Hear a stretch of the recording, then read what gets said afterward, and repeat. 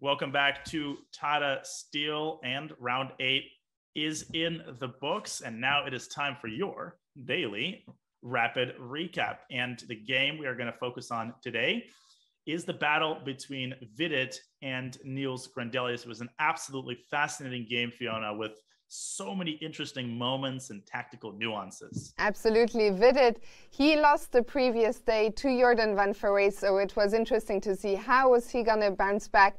Nils Grandelius not had the best start to the tournament, and it looked like Vidit, he sprung this first surprise in the opening. He really did. This move, knight bd2, not a very common line. The idea is to play e4 and transpose the game into a perk. And against d5, generally white plays this really interesting move b4. This is a cool line to explore, but Nils deciding to stick with the perk and allow that transposition. And here, Fiona, normally black plays d6, but Nils castled, and perhaps he started to regret this move very shortly thereafter. Yeah, because by castling, he allowed Vidit to go e5, which is just what Vidit did. And after the knight jumped to h5, here comes the g-pawn. g4 appeared on the board. Vidit later in the interview revealed this was all prep. He didn't say how deep it went, but what a move, Daniel. g4, just so bold. It is, of course, very weakening, but he figures that his initiative is going to be well worth it. And now when the knight jumps out to e4, another attack on the knight. And one funny line is that if the knight drops back to e6, white goes d5, and the knight simply has no squares. So Nils forced to make a counter-attacking move. If he goes knight d5, then white can just continue tossing the knight around. This gets worse and worse. So a very inventive resource, counter resource by Nils Grandelius. And here another important moment, white shouldn't take on d6 because after knight d5, if you just gobble up the pawns, this is extraordinarily dangerous for white because of the pressure down the e-file. In fact, this position is simply losing. And so Vidit demonstrated a lot of restraint and went for the move knight g3 after d5. And Fiona, the next moment was really, really interesting what he did after knight e6. For sure, not a move that was on my radar for sure. Vidit just threw the knight forward to f5, where it looks at first sight like, what are you doing? Black can simply capture that knight, but g takes doesn't work, or at least it's not as good as it seems at first sight, because after white recaptures, the knight on e6 is trapped. Indeed, it's trapped, and white's going to put a rook on g1 here. Black's king is kind of toast in this position, and so Nils correctly refrained from that, instead choosing to counterstrike in the center. But now Vidit used that knight and exchanged it for Nils's fianchettoed bishop. Never a particularly encouraging thing to have to face. Knight takes g7, and now Vidit taking the time to defend the pawn on g4. C takes d4, and now another very impressive move, bishop h6. Vidit realizes that he doesn't actually need to rush to recapture the pawn. It's a lot more important to position his pieces well, and that bishop is really a bone in black's throat. Nils deciding to transition the game into an endgame. He gives a check, and after queen takes d2, knight takes d2, Fiona, we were impressed during the game with the fact that Vidit really didn't care about recapturing that pawn at all. It was a lot more important for him to build up the pawn mass on the king side. Great forward thinking for Vidit. Indeed, he understood that pawn on d4 is going nowhere. I can win that back any moment I like. And we saw in the game after knight c6, as you just highlighted, and now Vidit, he is in time to play f4, defend his important central pawn on e5, and Nils now making a move. We thought it was necessary, but not a move you want to make, f6. Yeah, I mean, he tries to get himself a little bit of space. I mean, if black had gone without it, then white would have repositioned the knight, castled queenside, and then reclaimed that pawn with tremendous interest. But it turns out that even after the trade, black's defensive task is extremely difficult. Vidit castling queenside, and now an absolutely fascinating moment. So Nils plays rook e8. And here it was important for Vidit to start with the move bishop g2, force the bishop to come out to e6, and only now play the move knight b3. But Vidit decides to transpose the move order. That doesn't seem particularly significant. He plays knight b3 first, and there was no harm, no foul. Grandelius played knight e6 and Vidit went bishop g2. But Fiona, there was an absolutely incredible resource that was overlooked by both players here. An incredible resource, and that move is bishop f5, and that's where all the difference comes from. Here, once again, a piece seems to be just hanging, but if White were to capture the bishop, then after knight takes, the bishop on h6 is lost. And the idea, of course, behind bishop f5 is to bring the bishop to that all-important square on e4. Indeed, and that works out in case White takes on g7. Black still plays bishop e4. The rook is hanging. White has to deal with that. And this position is probably not even worse for Black due to the strength of that bishop. Perhaps White could keep a small advantage with the computer move bishop b5, but it would definitely be nothing more than the tiniest of advantages. This was a massive missed opportunity, but can you really blame them? Nils going full passive defense, knight e6, bishop g2, the knight has to reposition to c7, and now Vidit deciding to move in with f5. He could have taken on d4, but going for a very gutsy and interesting decision, ripping open Black's king position. G takes f5, and now rook f1. Another important moment. Black could have taken on g4 and then taken on h3.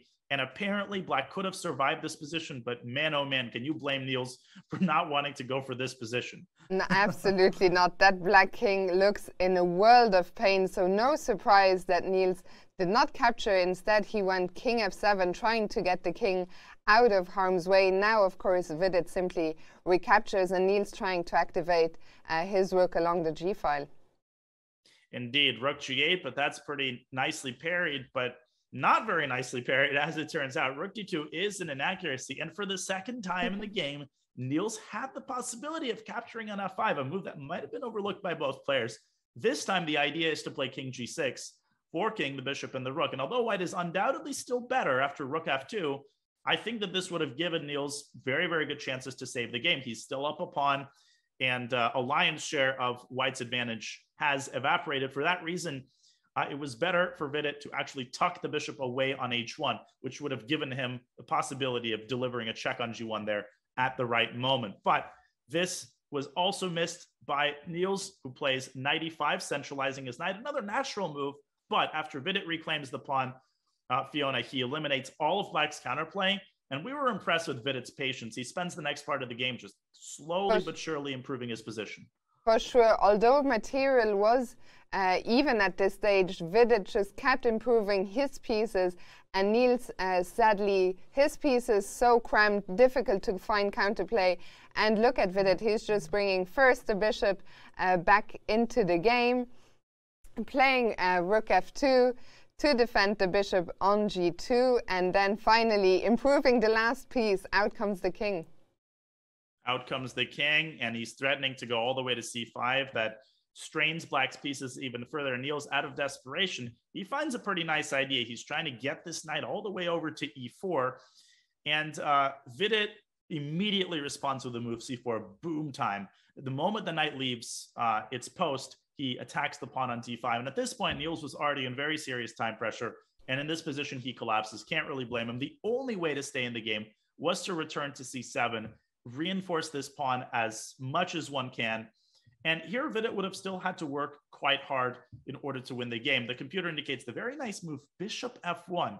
That's actually a prophylactic move, reinforcing the c4 pawn. If Black takes on c4, then White can take on c6.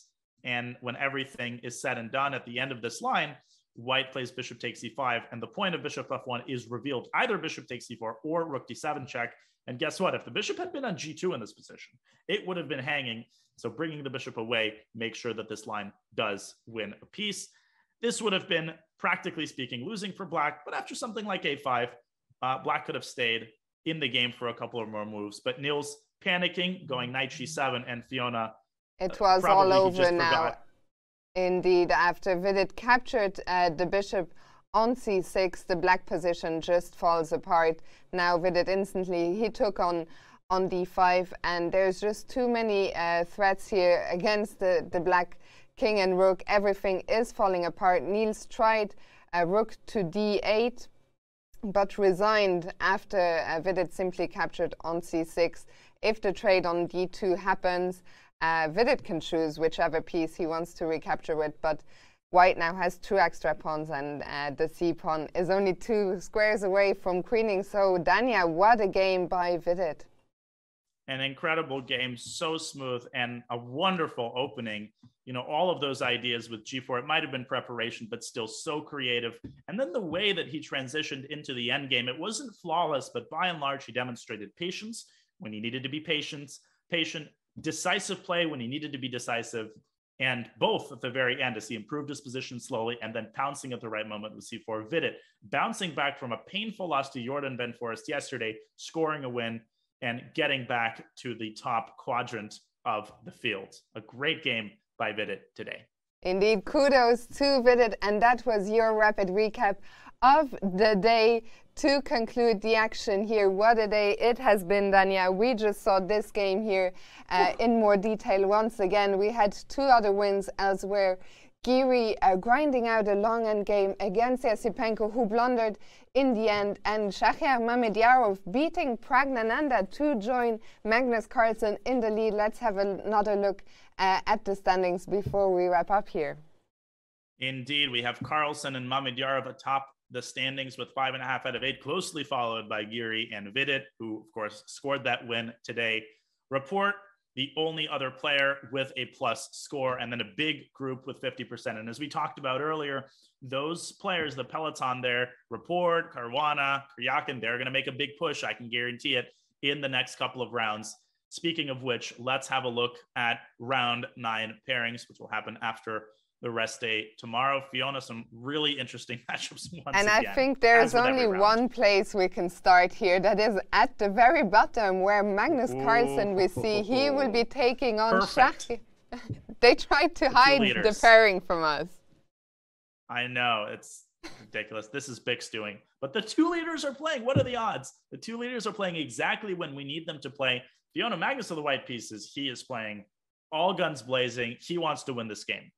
For sure. We heard from Shahriar Mamediyarov. Magnus has a good plus score against Shah. He wasn't sure how much is it. Is it +5? Is it +6? Now the pairing is gone. That is definitely Bix doing. What else do we have to look forward to? Anish Giri, he won 3 on the trot. He will be playing Sam Shankland next. And with the white pieces, he will be looking to make it 4. We have Jordan Van Foreest against Dubov. 2 members of Team Carlsen. Will be very interesting to see them facing off. And what else, Dania? Yeah, and Grandelius Caruana is a big game for Fabi, who sits on 50%, and he is playing a struggling Nils Grandelius. He has to play for a win. Today was a pretty disappointing game for him, as he never really got off the ground against Jordan Van Foreest. Excellent preparation. So keep an eye out as Fabi tries perhaps to play in a more risky fashion than usual. Report and Vidit, oh, that is going to be an explosive matchup. Both of them in great form. Vidit on 5 out of 8. He's going to try to keep his positive momentum going. And of course, Prague, always fun to watch as he faces off against Sergei Karyakin, who also sits at 50% and also will be playing for a win with the black pieces. But don't tune in tomorrow, Fiona, right? Yeah, so much to look forward to, but not tomorrow. Us two, our producer, the players, you guys out there, everyone gets a rest day to take a deep breath, and then so many exciting matchups to look forward when we return on January 25th with round 9. It will be the usual starting time, 2 p.m. Central European time, 5 a.m. On the Pacific coast. And Dania, it's been an absolutely tremendous day of chess. A big thank you to you. Big thanks to everyone watching us today. And I'll leave you the closing words. Absolutely, Fiona. Well, this was an absolute pleasure as usual. So fun to commentate with you in these games. They were explosive. We had all sorts of openings today. We had every single player playing for a win, whether or not the game ended decisively or in a draw. End games, middle games, attacks, and everything in between. This is why we watch, and this is why classical chess is awesome. What a round it was. This went by in a flash, and we want to thank, of course, everybody in the chat and Twitch and YouTube, the thousands of you who are cheering on your favorite player. And I have to begrudgingly thank the producer, Vic. Yep, he does do a fantastic job. I just realized, let's also give one thanks to our moderators who are working so hard every day to keep the chat nice and in order. So big shout out to you guys, and of course everyone working behind the scenes. Dania, it's been a pleasure. I'll see you 2 days from now. Have a good one, everyone. We'll see you then.